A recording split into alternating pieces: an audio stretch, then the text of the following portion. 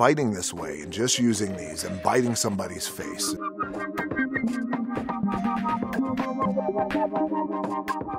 We felt like with Hobbs and Shaw, let's raise the bar.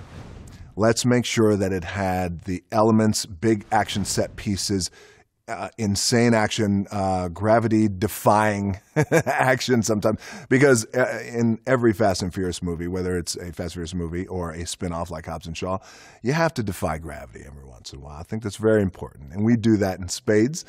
And that was very important to us, to make sure that we had the spirit of a Fast and Furious movie. And also the element of the F word, as I like to say, family, which is very important. It's a very critical element of the Fast and Furious universe. It's also a critical element for all the actors involved, by the way. In the Fast and Furious world, in Hobbs and Shaw, we all believe deeply in family and the power of family and the importance of trust in family and always taking care of family. So that lives and breathes in our DNA just as human beings.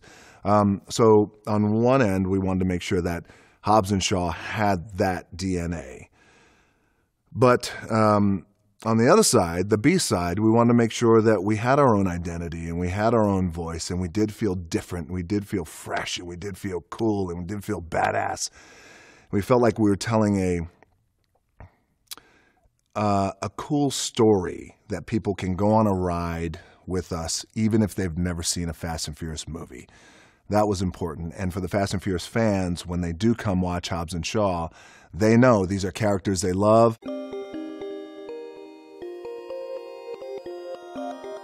We have an opportunity to build the baddest bad guy the Fast and Furious franchise has ever seen, that can wipe out our heroes. That's the first thing, which I think is so cool when you can make a bad guy like that. Make a bad guy better than your best good guy. That's a cool bad guy. The other side to that is it also, for me personally, it put our heroes on the ropes immediately, and it automatically put us in a framework of jeopardy. And you know, that has just been how I've built my career over the years. Even in wrestling, we laugh and joke now, but I've lost more than I won in wrestling, and I was always better when I was vulnerable and get my ass kicked, and I love being in that position.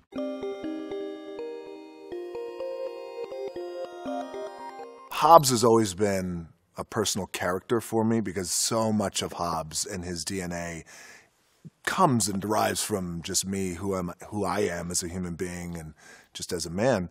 But Hobbs and Shaw is a deeply personal film. It's more than a film.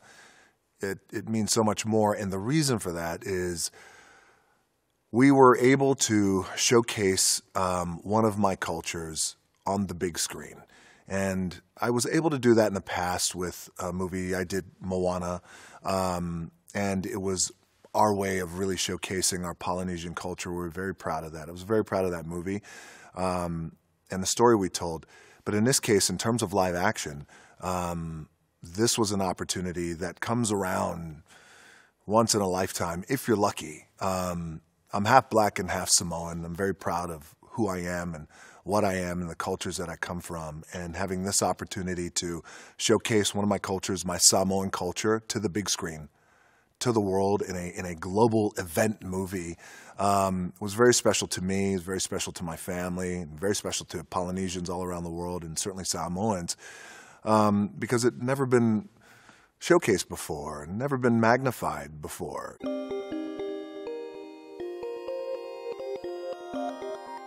I have waited my entire career to have fight scenes like this that are raging and savage and primal and without weapons, without guns, just these in modern day.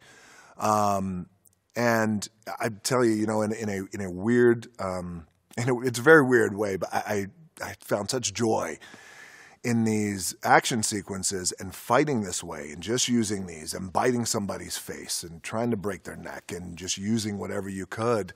But I've waited my entire career to have an action sequence like this. And again, you know, look, I came up in the world of pro wrestling in a very crazy way. I was born into this industry of professional wrestling where there's no guns or weapons or anything like that, and you just learn at a very early age how to amateur wrestle, then how to apply shoot wrestling, and then you go out and you have your matches that, yes, are scripted, but, you know, they're still very primal in a way, and you're still using your hands, and you're still grabbing, and you're still suplexing, and you're doing these things. And I've applied a few of those moves in my movies in the past, but generally, there's a weapon involved and things like that. But this case, I've waited a career to have this, and I'm very, very happy with the way it turned out.